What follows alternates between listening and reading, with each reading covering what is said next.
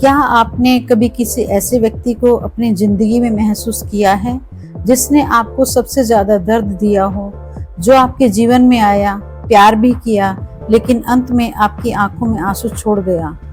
क्या वह इंसान सिर्फ एक गलती था या कोई आत्मा जो आपको कुछ सिखाने आई थी? नमस्कार, मैं संगीता शर्मा आप सभी का स्वागत करती हूँ आपके अपने YouTube चैनल पर। आज का विषय हमारा बेहद रहस्यमय है। जिसने तुम्हें सबसे ज्यादा रुलाया, वो पिछले जन्म में कौन था? क्या आपका उससे रिश्ता था? यह सिर्फ एक सवाल नहीं, एक यात्रा है आत्मा से आत्मा की, समय से परे रिश्तों की गहराई में उतरने की कोशिश।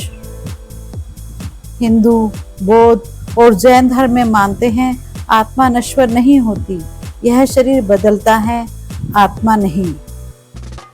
गीता में भगवान श्री कृष्ण अर्जुन से कहते हैं, आत्मा न पैदा होती है न मरती है।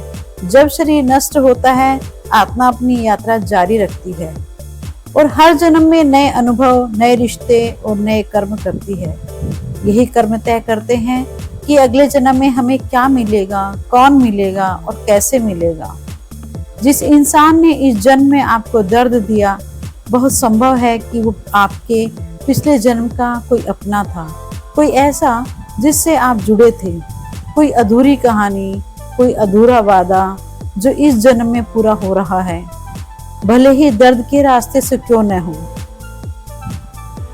चलिए जानते हैं कौन था वो व्यक्ति। एक कल्पना कीजिए, मान लीजिए पिछले जन्म में आप किसी से बेहद प्रेम करते थे, लेकिन समाज, धर्म या समय के कारण वह प्रेम अधूरा रह गया। शायद आपने उस आत्मा को छोड़ दिया, धोखा दिया या अधूरी स्थिति में छोड़ दिया।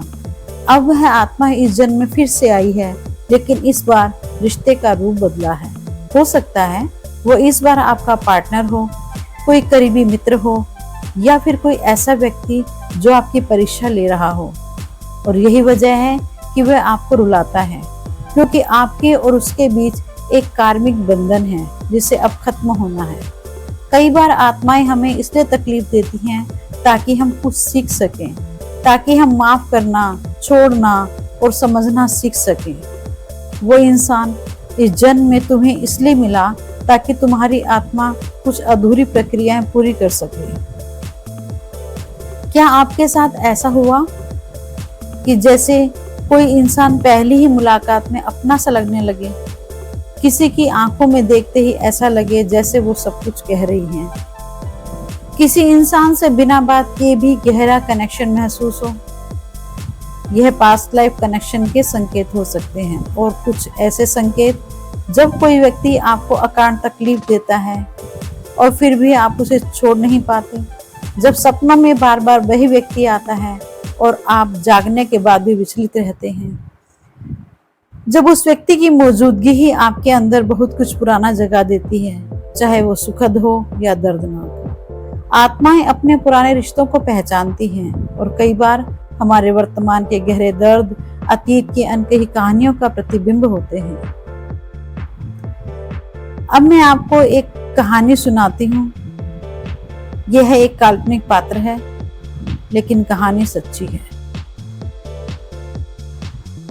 रिया को कॉलेज में एक लड़का मिला, अर्जुन। शुरू में सब कुछ परियों की कहानी जैसा लगा, प्यार, इज्जत, साथ, सब कुछ। लेकिन कुछ महीनों में अर्जुन का व्यवहार बदलने लगा। वो गुस्सैल, अपमानजनक और रूखा हो गया। रिया के लिए बहुत दर्दनाक था, क्योंकि उसने सब कुछ सच्चे दिल से दिया था। उसने रिश्ते तो तोड़ दिया, लेकिन वो दर्द 5 साल तक उसकी आत्मा में बैठा रहा। एक दिन रिया ने पास्ट लाइफ रिग्रेशन थेरेपी ली और उसने वहां देखा कि पिछले जन्म में वो एक रॉयल फैमिली में थी और अर्जुन उसका सेवक था। उसने उससे प्रेम किया, पर रिया ने उसे ठुकरा दिया और वह आत्महत्या कर बैठा। आज अर्जुन उसी आत्मा के साथ वापस आया था, अपने अधूरे प्रेम को नफरत में पूरा करने के लिए। जब रिया को यह पता चला, वो समझ गई माफ कर देना ही मुक्ति है। जिस इंसान ने तुम्हें सबसे ज्यादा रुलाया, वो सिर्फ इसलिए तुम्हारे जीवन में आया ताकि तुम माफ करना, स्वीकार करना और अहंकार त्यागना सीख सको। माफी का मतलब यह नहीं कि आपने हार मान ली।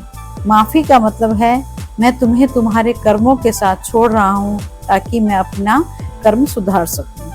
आत्मा तभी मुक्त होती है जब वह बदले की भावना नहीं, प्रेम और क्षमा की भावना से जीवन को देखती है। हो सकता है अगला जन्म उसी आत्मा के साथ फिर हो, लेकिन इस बार प्रेम की पूर्णता में, न कि दर्द की पुनरावृत्ति में। और यह संभव है अगर तुम आज माफ करना सीख जाओ। दोस्तों, यह वीडियो सिर्फ एक कहानी नहीं, एक आत्मिक सच्चाई है।